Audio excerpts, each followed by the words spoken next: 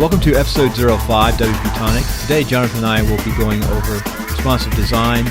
We'll be going over a base of our program. We'll talk a little about the 4 business points. We're going to talk about some themes in responsive design. And so without further ado, and I forgot something, we're going to talk about what would you do with $2,000 for marketing your small business. So without further ado, let's get right into the show. Jonathan and Bill Conrad, WP-Tonic. What a day. What a morning. Yes, what a morning. Well, let's go. Let's go. Jonathan, welcome to, first of all, your timeline is up today. Yes. People are going to hear this afterward. It's episode 20 from Timeline of Success, and you can find all about Jonathan, and we'll link it to the website. And we're starting to slowly get going to get better systems set up. It's been busy 20 days, hasn't it? It really has. I've had some emergency project work to do for clients, and it's all gone reasonably well. But last weekend I was working all weekend on a client site, but and on Monday and on Tuesday, and we've gone live. Yes, we went live on Wednesday, and I was sorting out some of the minor problems on the Thursday. Really? Can you give that site out? Yeah, it's the Throttle girl. Can we spell it? THRO Throttle TTER girl. We'll get .net. We'll get the link to that so we can see what you're working on. I don't even know what you're working on. Hey, couple things. This show is kind of interesting. It's kind of a fun show. I'm knocking out the daily show for the last 20 days, which is a lot of work. It is. I've gone down from 5 hours down to about 3 hours on production, which is good. Yes. But that's really good. They're actually 6 or 7 hours initially. It only took you 2 hours to set this show up, though, Bill, did it? You know, I did start. Well, we got a new piece of equipment. You always got a new piece of equipment, Bill. No, yeah. Anyway, you do like spending money, Bill, don't you? No. Actually, I like to make money eventually, but you have to spend money to make. There's no money. chance. Get used to it, Bill. I've God knows how much money I've spent on plugins and. Oh, I know you've spent a lot. I'll tell you, in the soft side, what you do as a developer in deciding what licenses you want, I could see that could be a good developer is going to spend thousands of dollars a year in licenses, aren't they? I wouldn't quite. There's a group that you buy, but you really got, has this really saved time? Is it going to continuously be improved? Are you going to get good support? Has the developer or developers behind this have a track record of making good code? Have they got a good reputation? These are the things that I look at, and I don't buy as many plugins as I used to. I bought a quite expensive one about a week ago, and what it does, he's the joint presenter on a development podcast, the name of which escapes me, but I'm looking at it right now, and he's the co-host with Pippin Williamson, and he's got his own plugin company. And basically, it allows you to migrate the data. You could be developing on your local machine. Let's say you've done the heavy work and you put all the plugins in, but you're doing some extra work. So you can have a copy on your local machine. You can have a copy on your staging site. I don't know if you know what I mean by a staging site, and then you've got your live site. Well, no, I understand your local machine, and I know the live site. So what is the staging site? The staging site it's on a server, but it's not the live website. It's a site where you're putting new plugins or you're doing work on. So how do you set the path up on that site? Well, this is what this plugin does. Oh, it makes a path?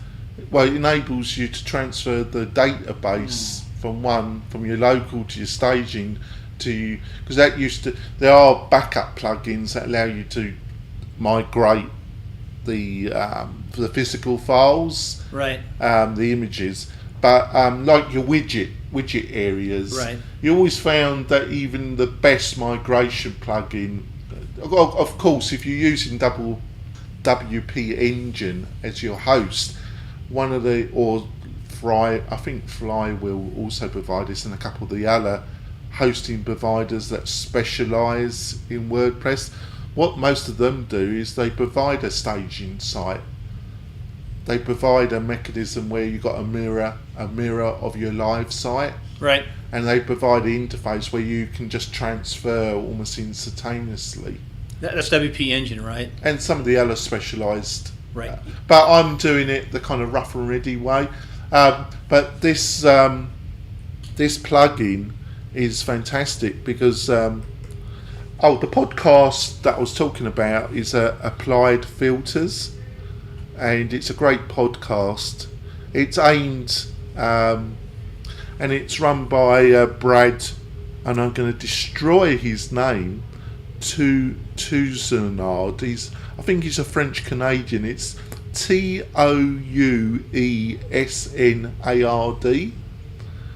I have no idea. Brad. Let's say it's Brad.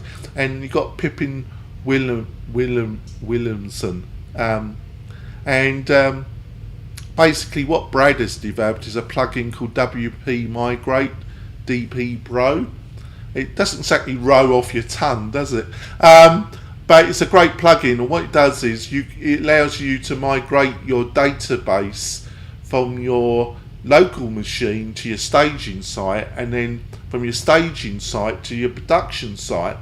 And you literally have to put a snippet of code into a window, click migrate, and it just migrates the database almost instantaneously.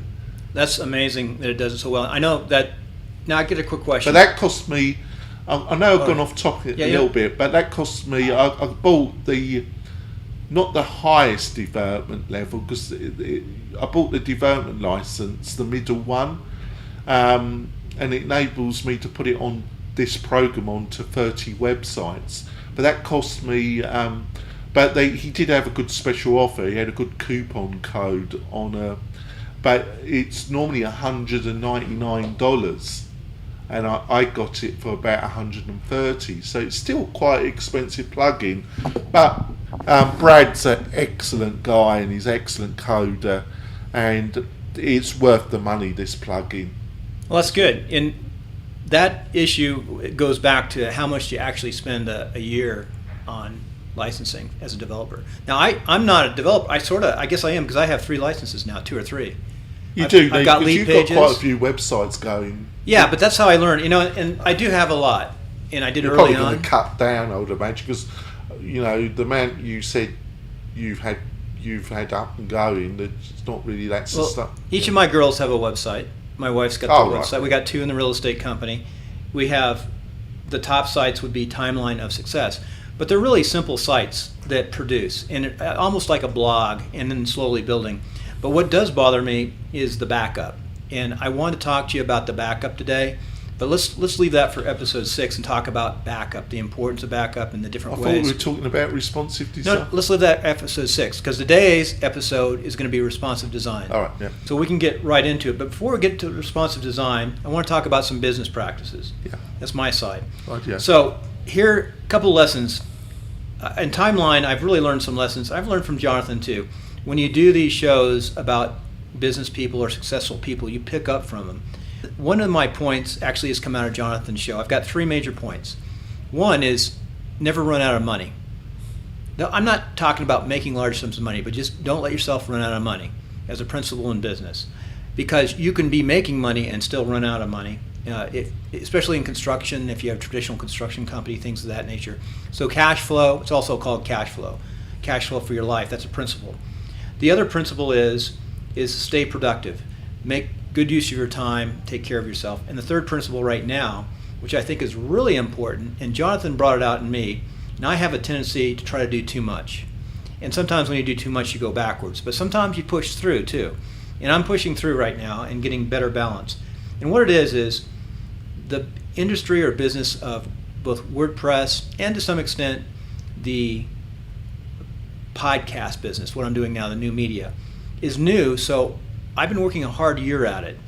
And you learn what it really takes to do things. Things that look simple may not be simple. And then finally, my 4th point, which I think is really important, at least to my my media company is, and I used to do this in my design build construction, is buy the best equipment you can with your budget. Because if you try to cut corners and junk, especially when you have to learn software, you have to learn hardware, it takes time to do that. And if it's junk, you've wasted your time. And I can tell you of days that I wasted on certain softwares that either changed or modified, that if I wish I'd just gone to like Adobe Edition right off the bat and started getting Adobe Edition down. Thank goodness I started to forget about GarageBand. People love GarageBand, but Adobe Edition can do so much more, so much faster. And then today we have a new mixer. We're going to see how that's working. It's a much more solid mixer. It's not the most expensive, but for the field operation. It's a Mackie, and it feels so much better than my other mixer. But the other mixer was working okay until I got my high-speed mic, my new mic, which I just got this week, and it doesn't have the amps to push that dynamic mic. All right. So, and the other thing too is I've actually borrowed equipment from other people. That's where you network among masterminds. Unfortunately, we don't have a lot of podcasters in Reno to mastermind. No. It's amazing that there's a void in the Reno area of people doing what I do. It's absolute void. You wouldn't find that in any other major city. I don't know if Reno's a major city or not. No, I wouldn't classify. Love it, No. love it, dear, but I would not classify it as a major city. It's actually pretty small. It's the second largest city in Nevada, but it is small. It's 200,000. It's a small city in some other states. Yes. So, without ado, that was the lessons for today for business. Jonathan's going to go into dynamic design, which is really Responsive important. design. Excuse me, responsive design. You know why I said dynamic? Because you've got that theme from iThemes on your brain, haven't you? I love it. So you guys know what I use on all my sites is I use Genesis with dynamic with a K at the end. And that's all my sites have the same thing. Genesis with dynamic. And the theme, I always get confused here. We got WordPress and Genesis. Genesis, they say that it's a theme, but it's not a theme. It's a framework. It's a Bill. framework. It's a framework, Bill. But it's in the theme. But there area. is overlap. Understandable. I wouldn't criticise you for your slight confusion. Naivety. I wouldn't say naivety at all. I would say you gave your right to be slightly confused because there is a lot of overlap between what is a framework and what is a theme. Mm-hmm. And you could utilise, and I would be criticised for this, and especially on the guys that run applied filters. I think you could actually say some themes are kind of like master. Some frameworks are like master themes, and there's a lot of overlap. So your confusion, to some extent, is justifiable. And I understand it now. I know it. Now, is your beloved framework, and then so you got Genesis, which is the framework, and then you got this theme that you love. Is that responsive? Yes, dynamic is responsive. Now, and what do you? And you said that with such conviction, but what do you take when I say responsive linked to this theme? What do you think I mean? It will adjust to my iPhone, the iPad, and other mobile devices, or other monitors and systems. When you pull it in from the side from your computer, it actually adjusts to get the most critical elements or theme or message to the user. And he's folks, he's totally correct about that. Amazing. But he's also deluding himself as well, and it's not an attack on our beloved Bill here, but he is saying exactly what I expected him to say on that subject. I guess that's good. And there's nothing wrong what he said. But let's go back a bit, and then I'm going to go in a bit about why I've just said what I've said about Bill's response to my initial question. So, when we did the first episode, we said we were going to aim this at the person that's either running a successful online business, or is thinking of running a business online, or is got the responsibility to run a website for some organisation which they're committed to. whatever your reason, you have a need to get people to a website, and you're directly or indirectly have some responsibility for the success of this website project. So you're the audience. So why is responsive important to you? Now, responsive is a broad term. It's an umbrella term that basically encapsulates a lot of technology that has been developed, and it was around, the framework of this technology was around between 2008 and 2009, but it didn't really hit the level where it was producing a lot of excitement in the website design development community, until our article came out in around May, and I think it was around 2010, and I'm going to kill this guy's name again, Ethan Maricott. Ethan, Ethan, E-T-H-A-N. Ethan, okay. Ethan Maricott produced an article on Lister Part. Lister Part is a famous web design blog. A lot of web designers, developer types go to this blog, Lister Part, and he produced an article about some new technology that had been introduced, and there's an industry body that has control over how CSS is the main kind of language. You know, you have two building blocks. You've got HTML and you've got CSS, and CSS is controlled by this industry body, and people like Oracle, Microsoft, Apple are represented on this industry organisation, and they control the development of CSS.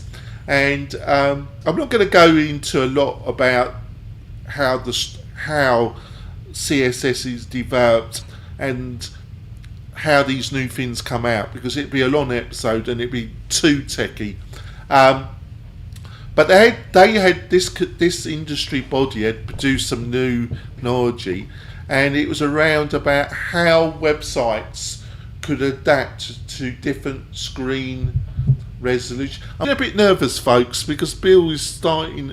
He's getting bored with this conversation. No, he's worried about his mixer. Our sound is good. All right. It's just a new He's mixer. getting me nervous, folks. So let's get on to the chase here. So they brought out. Jonathan, you just peeked out. All right, I peeked out. You got too excited. Are you going to clap? No, I didn't clap. Oh God, don't do it. Drive on. It's good. I'm actually listening to what you say, and it's very interesting. Yep. No, it is. Honestly, it is. So let's get back to the chase here, because we'll be here all day. Basically, got this new technology out, and how do you pronounce his name? FN? Effin's good. Effin came out with this article. This is an effing good article. article. He had pointed out that these new developments could be incorporated into a website, and that website would make that website have the ability to adapt to different screen resolutions, and it's like lots of things. The basic technology had been around for a couple of years, I think, but nobody had really written about it extensively on a really well-read blogs. And the reason why, because there was really not a lot of need for it, because it does cause a lot of extra work. And the reason why it had suddenly become rather important was of hardware, of the iPhone, the iPad, and the Android. Smartphone technology had erupted at the same time, or around the same period. And basically, and it still is the case, there are some WordPress technologies that help with this, But building a purpose app for your iPhone, for your Android, for your iPad is a very expensive process compared to even a website. It's 10 o'clock. So even if some bloody voice appeared from nowhere, That's our telling us the time. It's good. That's the third party, the computer, the Mac. God, We had that last can time. I get back on subject? Because basically, it's expensive to build apps. So you want a website that can adapt to your iPhone, to your iPad, to your 24-inch monitor, to whatever, to its best of ability. It's not magic, but it now can adapt to these different devices and these different screen resolutions. And this is why this article, it came out around the same time that these mobile devices were increasingly coming out and increasingly being used. Now, as a business owner, I've gone in the past 10 minutes and hopefully you haven't fallen asleep. But why is all this important to you, the business owner? Well, Let me answer. can I first of all put my little bit in first, Bill? Okay. Why I think it's important is that this year, when you look at the statistics that are published on the internet about who are viewing sites and what they're using, over 70 or between 60 to 70% of the people that are coming to your website and they're using a mobile device, a tablet, a smartphone, some mobile device, and now between 50 and 40% are going to your website using what is classified as a classic computer, a laptop, a desktop computer. So you can see now that if you've got a website and you want to cater to your audience, it's best that it responded to what device they were using. So what was you going to say? No, Bill? responsive design. You said it, but let me say it in a business manner, which is really important to touch people. I would have to say that a lot of pretty well-off business people who, depending on their business, don't know what responsive design is. They need to know, and the younger folks do. The companies, the businesses that are driving hard and catching up and overcoming some of the traditional businesses understand responsive design, because younger people get it. The younger people adapted quicker with the smartphones, the pads, things of that nature. When I talk young, maybe college to 35, 40. There's some generation. Then it starts falling off, it appears. So you have to have that responsive design because most people now are using their smartphones, their pads, because they're carrying with them to contact the web, to go on the web, to look at websites. And if you don't have a good responsive design, if you can't get the points down right away or find what you want to find, people aren't going to use your site or your company, whatever it might be. For example, let's say I'm downtown, I'm trying to find a place to eat. I'll pull up my iPad or iPhone and I'll search for a place to eat. I'll look at their website. If there's a good responsive design, I'll find out what they have, what's the bottom line of that company or that restaurant to buy food. And I'll end up going there maybe. So those are the little things. Does that make sense? I think you were spot on, Bill. Yeah. I think he really explained why it's so important. But what I'm aghast at is that this week I went to a couple local Reno business networking type run by the Reno Chamber and another local business organisation, and a lot of the people that were attending were business owners, and but they were both presentations and they were around web technology, and it was the level of questioning. When it came to the question section, I was aghast at the naivety, the level. And I'm not trying to be sarcastic here or arrogant, but it was still shocking, the amount of ignorance around the general business community. I agree. I think in all cities it may not be this way, and all businesses may not this way. But on your local business meetups, the brick and mortar guys out there who are working their butts off to keep their little restaurant or business, whatever it might be, up, or real estate company, they haven't gone in and seen the changes. And the changes are coming fast. But the people who adopt to it, a lot of auto dealerships have adopted to the responsive design. We see that, and it works because younger people buying vehicles. But let me add to what you said. I belong to a group I'm 57, and I belong to a group of business people, successful business people, who have for the most part, a monthly luncheon and meetup. And some of our speakers are very good. They've written books. They're a little older. And I'm aghast at their lack of understanding. Every speaker I ask to try to come on timelines, and then we also do the Google Hangout live. They don't get it. Instead of talking to 60 or 70 people at that luncheon, which they do talk to, they have a chance to talk to thousands of people with the same effort. And they don't see it. They don't understand that thousands of people are watching or seeing what they're doing because of the different sources of media. It sort of fits into that responsive design. People don't get it. People don't understand the change that has happened so fast. Yeah. Now, one last thing. Avery, I got to interview him from Timeline. Avery, he ran for mayor? Yes. He was probably the best candidate. He didn't win. He was a little too high tech. He didn't connect politically with the traditional political systems. But he understands what's happening. I saw him. He understands the future and the direction we're going. Yeah. What's his first name? Do you know Avery's first name? No, I don't. I know I saw him at the forum. It's the only time I've seen him. I sent a quick email during the campaign congratulating him on really saying the right things. But it's going to happen fast. And there's something called the S-curve. You know what the S-curve is? Yes. The S-curve means it moves very fast. It's moving very fast right now, and the early adopters have adopted. The people in the middle are picking it up, and the last people will be the people who adopt slowly, and they'll be run over. So I think Bill's, what Bill said is totally spot on. But I personally have been a bit slow about taking on responsive design. Why? It's been a time factor, and also the kind of a lot of the clientele that I'm dealing with, because the brutal facts are a lot of the clientele that I'm dealing with, they haven't got the resources and they haven't in money, time to really. They fundamentally don't understand what responsive design is, why it's important. They listen when I explain it to them, but I still don't think they really comprehend why it's so important.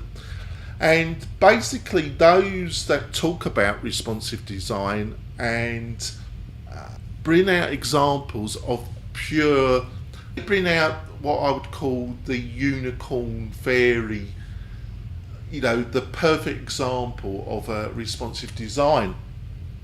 But brutal facts, a custom design, a fully custom web design, that your designer listens to your requirements and then designs a pure design based on your requirements, and then he or she, or they get somebody, codes that website up and then places it into WordPress. That's going to be an expensive endeavour, and that's going to be between $6,000 to $10,000 to get people that really know what they're doing. And then you got the responsive element, and the responsive element is that you should do most people, I don't agree with this, I do it the other way, but most people design for the smartphone first, and then they design for bigger screen resolutions. I tend to go to the other direction. I prefer to design for the larger screen and work down, because I think it's more of a page layout and clients have a better understanding, and then you can work out which key elements from that larger screen that you really need to show up on the smaller screen. But can you see where I'm going with this? This all has to be worked out. Well, working out means time, working out means money, and then I haven't touched the reality is that somebody's got, after the site is developed, somebody's got to test this in all these different devices, and there's virtual testing software, right. But fundamentally virtual testing is great, but it's only so far it can go. You really need to see how that website looks on an iPad, how it looks on an iPad mini, how it looks on an iPhone, how it looks on a Can you see where I'm going with this, There's folks? so many different There is a platforms. ton of testing and extra work. Well, most clients, even if they've got a successful small to medium business, I'm not talking about businesses that are just struggling. I'm talking about businesses that want to do better. They're successful. They want to make more money, so they see it instead of a cost. They see it as an investment. Right? There's if a business is struggling, they only see marketing as a cost. Right. No, But, I understand. but there's but what you have to explain to them is that this is a lot of extra work. But there are shortcuts which I want to explain. But there's also costs to shortcuts. Well, you only so have this gets three- Bill's three- response yeah. to what I've just said. You have 3 more minutes left, Jonathan. 3 to 4 more minutes in the show. Oh, we've got to keep on going, Bill. Next show. We're gonna. Got to bring him back. No, We're on the marketing side. This isn't. We need to keep on going. We're Bill. pushing on 30 minutes. This needs to be a 40 to 50. Oh. Let's keep going, Bill. See, I believe that we should be bringing you No, guys we're back. going next on, episode. Bill. Right. 5 more minutes. Right. I think you hit it right in the numbers. And if you see what I'm doing with my business this year, I'm retooling. I had a pretty darn good business prior to my last 5-year deployment. And it had an exchange server and all the right things, great contact management. And I'm retooling because I've gone back in and had to re-educate myself. I've had to learn WordPress. I'm definitely learning sound and different elements. But what I would say is, for me, I'm focusing on, like you, the basic laptop, screen top, and the smartphone. So I'm looking at the smartphone and the iPad. Those are the big. And then I'll work down from there. But the other thing, too, it's important in testing. Let's say you don't have enough to find somebody like yourself. You just can't afford it. Maybe you can afford a little bit, but not everything. You're going to have to self-educate yourself. You're going to have to study, and you're going to have to burn the midnight oil. You're going to have to work a lot of hours to figure things out. And you have to listen to shows like this, go online and read, study. There are sources out there for you to learn. So it's sort of a balance, depending on how much time and money you have. Yeah. So I've kind of I have one question. Yeah, go on, Bill. What can I do as a small business owner? Let's say I have a restaurant with $2,000 to $3,000. That's what I want to know. What do I do today if I want to start marketing with this $2,000 to $3,000? By the way, I would say that your $2,000 to $3,000 spent on getting your fundamentals down on your website are well worth what you would get from the newspaper. A newspaper, you might get more immediate response now, but in the long run, if you get your website down, because everyone's going to be popping up on all your cities on their iPhones and things of that nature. Well, I agree with what Bill said, but I also I also disagree with those that have totally gone what I call digitized mad. And what I mean by that is that I think Bill has just said giving you some fantastic advice, but I don't. Unlike some people, I think there's really there's a need and there's a place for what I call traditional marketing. I think television, radio, newspapers. I think I think newspapers had a problem with their cost base, their ownership, their advertising, their cost base. Right. No. I agree. But I don't think local papers and the national papers that survive are going anywhere. I think there will always be a need for a newspaper. I think there's a problem that people just don't have the time. I'm not sure that there's a need for a paper every day, but I think the traditional. But what people have found is that to get what Bill said, that instant response, unless you've spent a lot of time on your website and you have high traffic numbers, you are going to have to use traditional media.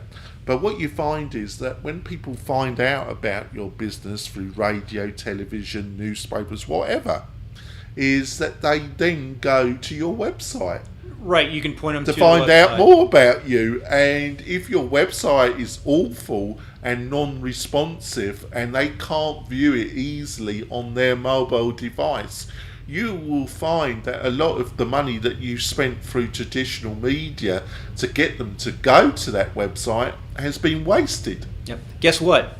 Banks are going to look at your website to see if they're going to fund your business. I've already seen that. That's another issue.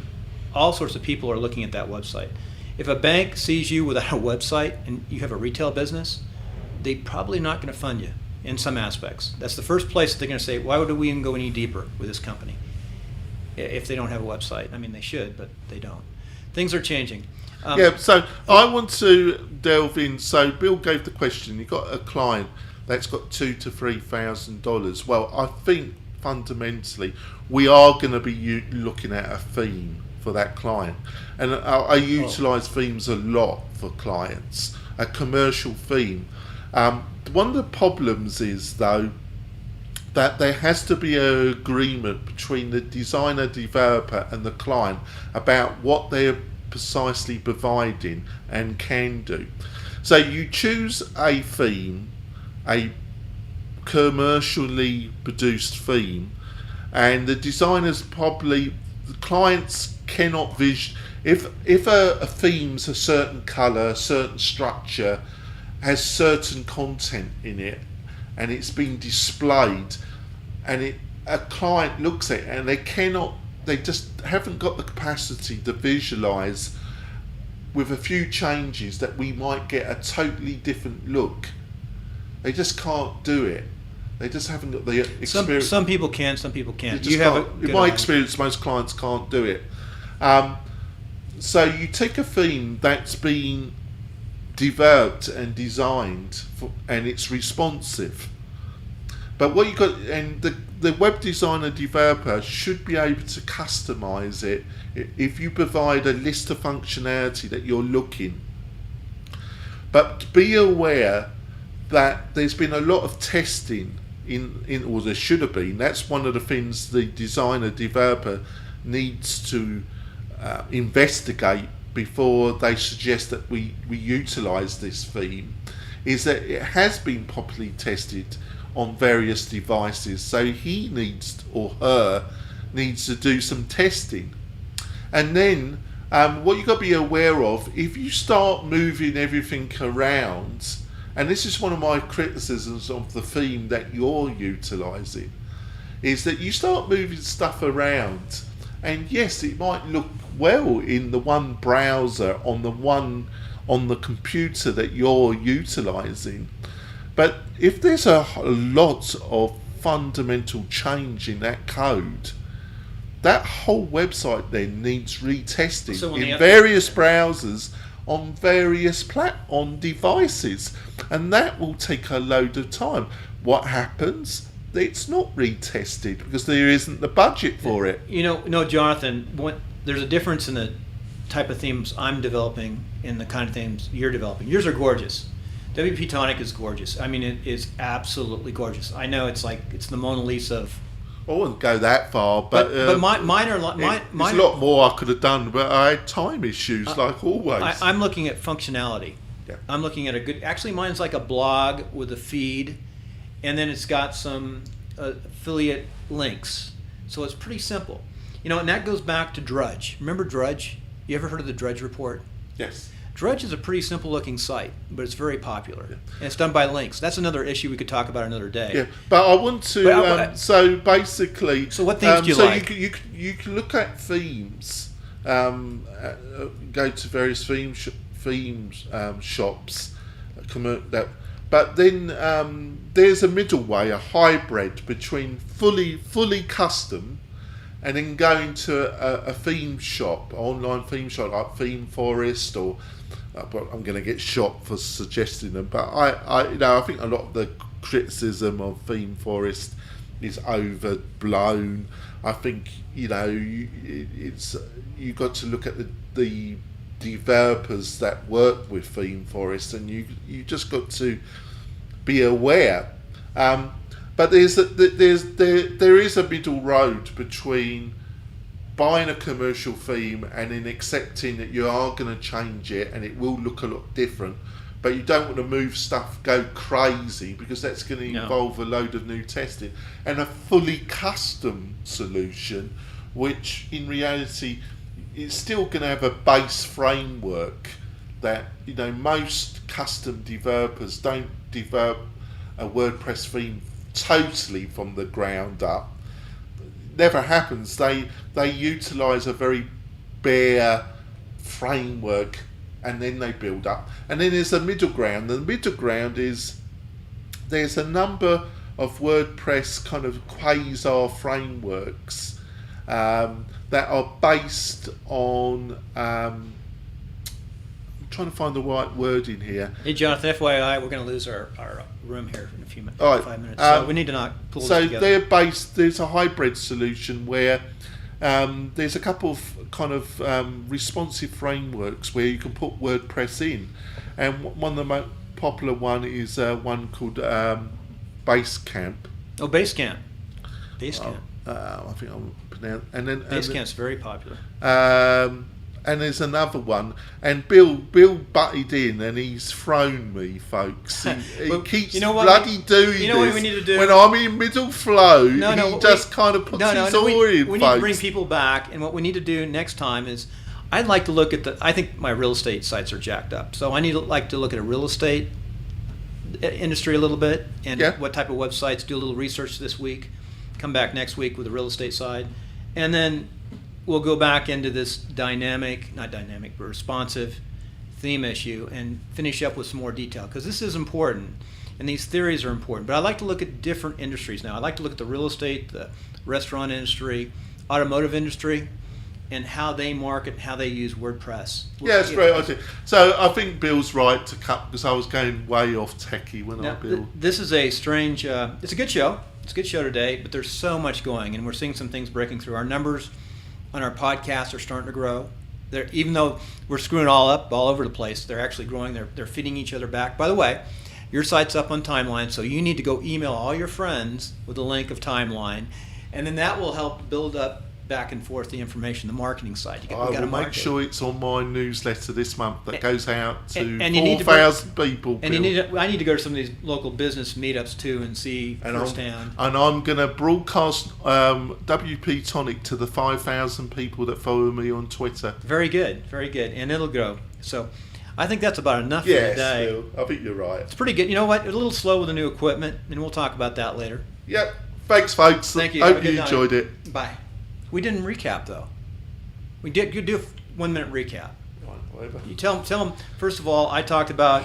That was too I don't know. I talked you about- You got to have techie stuff in it. Tell me the themes real fast. The three themes Right. that you recommend for Well, they're responsive kind of design. quasi frameworks. Frameworks. Yeah, frameworks. I have Genesis with Dynamic. Genesis is both a responsive design in itself, and then Dynamic is over Yeah, that. but the problem with it, and I had this out with Mike Fitzgerald, but he loves it, and he's one of these. He's A-type. He's running a successful business. Right, he's very good. And why should We're he still listen? on. Pardon? We're still on. Well, I know. Why should he listen? I'm not saying anything. Well, I haven't said to Mike, to him. I'm not the type of person to say something behind somebody's. No, I want to get Mike So in I here. said this to Mike, and he just doesn't agree with me. So that's fair, because he's much more successful than me. Well, maybe Mike will But come in. he loves Dynamic. He loves. But my problem with it is, you're moving stuff around. You don't really understand the principles of design about what should go. What information should go in front of the client on the smaller screen. You're making all sorts of educated guesses, and then you're not retesting. You're not testing on all these different. So really, you have no idea how that site really looks. So that you might have somebody who's prepared to spend for $2,000, $3,000, $10,000. They go to your site, they view it on the device. It looks absolutely appalling. And they don't ring you up. You'll never know that. Right. Okay. But that's the reality. Anyway, Right? we try to talk about what the three review. Oh, but, we do that next time. in the notes. Right. So anyway, take care. Have a good night. We gotta get out of here. Aloha.